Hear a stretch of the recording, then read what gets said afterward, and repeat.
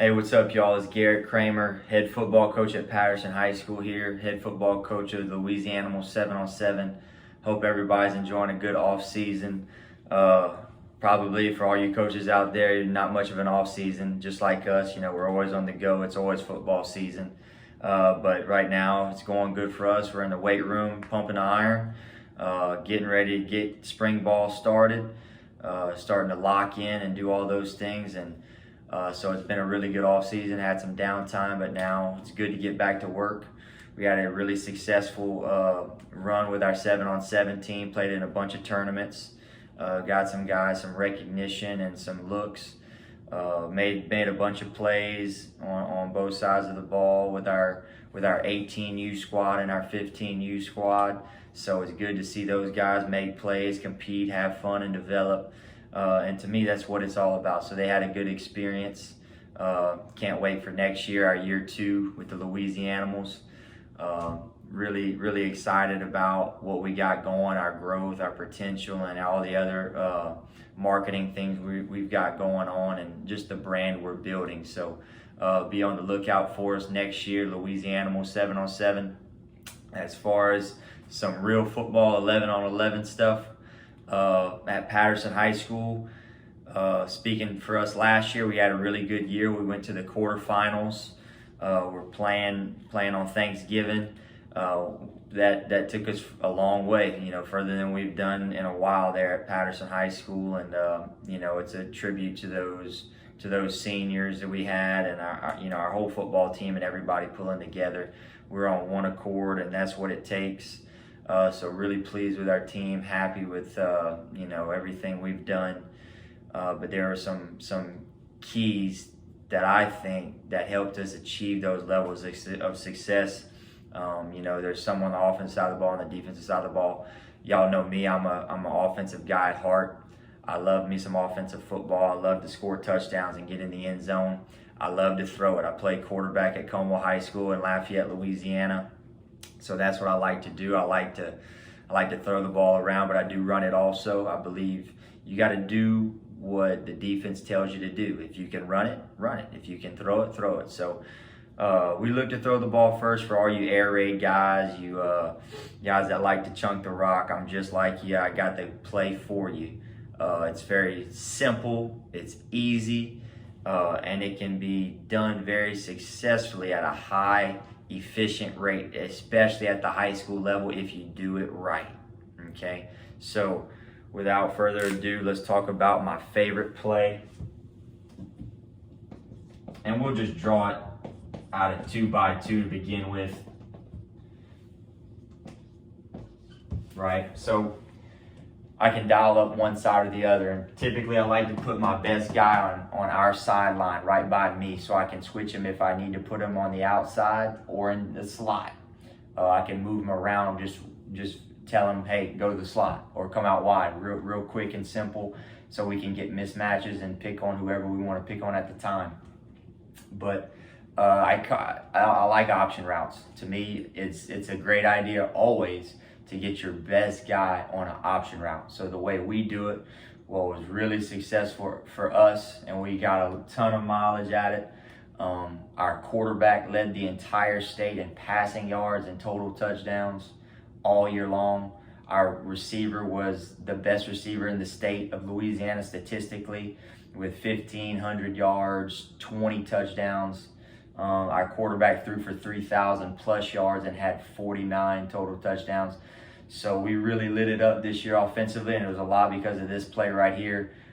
Very easy, very simple to do, and whatever the defense does, they're wrong. That was our mindset. So what we tell our guys to do, say if we got our number 1 receiver out here, he's our best guy on the outside, I like to get him on a mismatch with the corner. Let's see who's better. Okay, so but the slot has a big job on this play when we call option routes and vertical reads. Is what we like to call it. So the slot has got to inside release that safety. Inside release him and make him run that way. It's crucial because why? What does that do? That gives green grass for your number 1 right here to get open on an option route. So what we tell our number 1 to do based on what this corner does, he's going to run full speed 10 yards. At 10 yards, he's going to make a decision. If I'm even with the corner, meaning if he's right there and I'm even with him, hip to hip, I'm leaving. I'm going deep. If that corner bails and he doesn't let you get behind him, then you set it down at 10 yards, catch a 10-yard curl. Okay, so boom, at 10 yards, that's the coaching point. 10 yards, sit it down if your corner bails. If he's pressing you, go deep and you can run by him. Okay, we got a ton of mileage off of that. It was great for us. Let's be honest, this play works better with better players. Okay, so dial up your best guy. Give your best guy the rock and he'll make plays for you. Okay, now let's talk about the backside.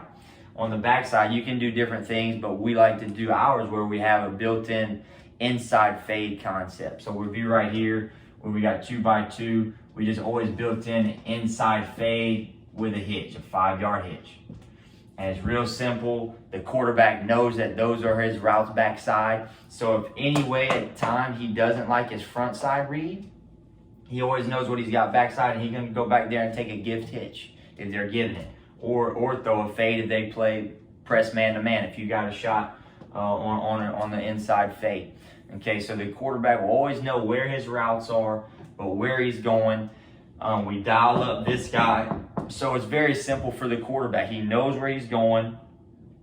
All he has to do is get a pre-snap read, see the depth and leverage of those DBs, and have an idea of what's about to happen, of where he's going to go with the football, about kind of having a pre-snap idea of what route his receiver is going to run that we got an option route on. Now, he has to make a great decision of making a pre-snap read, see where he's going to go, but also confirming it, right? And you can confirm by just looking at that corner. What's he doing? Is he squatting and playing tough? Is he pressing? Or is he bailing out of there? So you got to see what he's doing. And then you can also read your receiver's body language. You can tell when your receiver's his body language says he's going deep, or you can tell when he's going to boom, boom, put on the brakes, sit it down, and come back and catch a curl route.